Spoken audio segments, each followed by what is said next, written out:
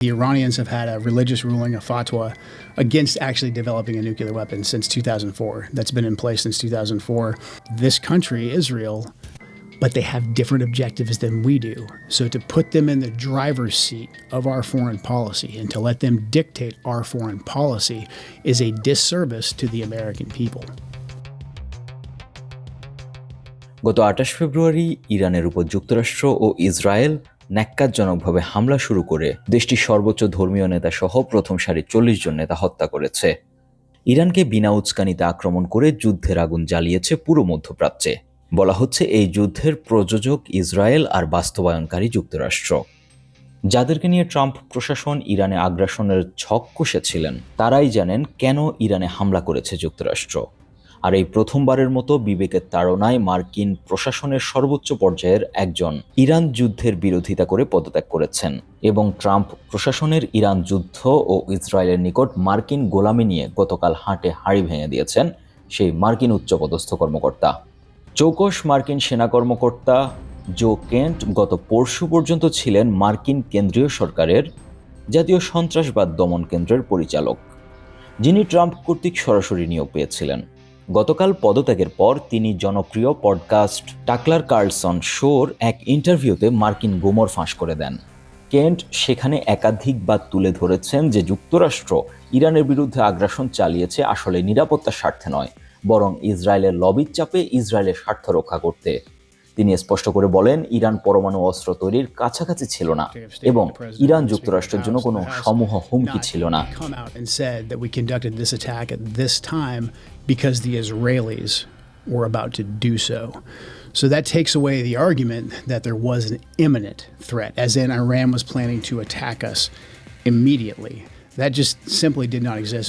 মার্কিন সর্বোচ্চ পর্যায়ের কোনো ব্যক্তির কাছ থেকে এমন স্বীকারোক্তির পর বিশ্বজুড়ে চাঞ্চল্য সৃষ্টি হয়েছে। কেন্ট জানান ইসরায়েলের অতীতে চাপিয়ে দেওয়া যুদ্ধে অংশ নিতে সিরিয়া গিয়ে তার স্ত্রী নিহত হয়েছেন। কেন্টের মতে ইরানের সাথে যুদ্ধ আসলে একটি ফাঁদ।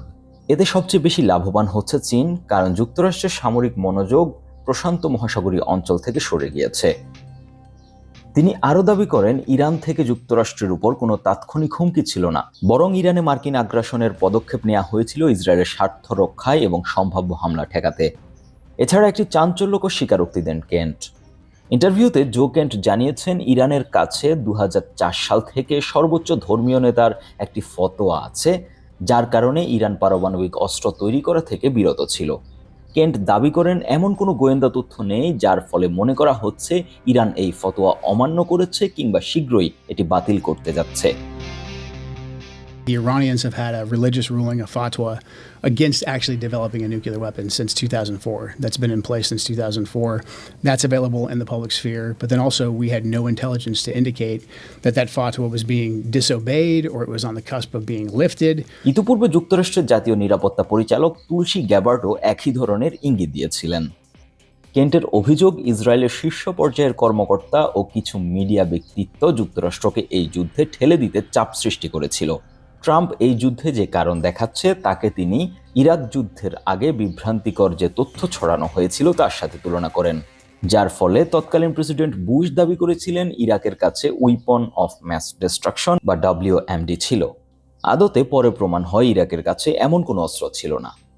একই ভুয়া দাবি ইরানে আক্রমণের ক্ষেত্রে করতে দেখা যাচ্ছে ডোনাল্ড ট্রাম্পকে।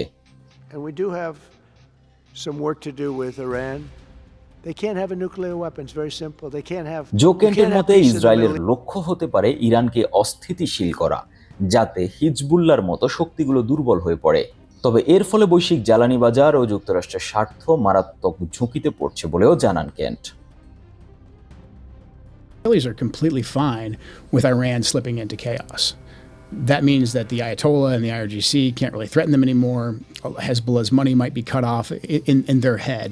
And so complete chaos in Iran, it's not necessarily a bad thing for the Israelis. For us, for global energy, Straits of Hormuz, our partners in the GCC, mass migration problems in Europe, this is a major problem. It's a catastrophe for the world. For the world, yeah.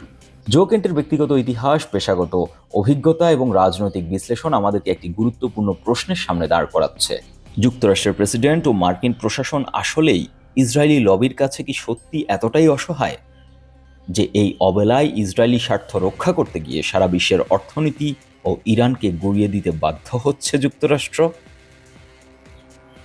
News desk, 21 television.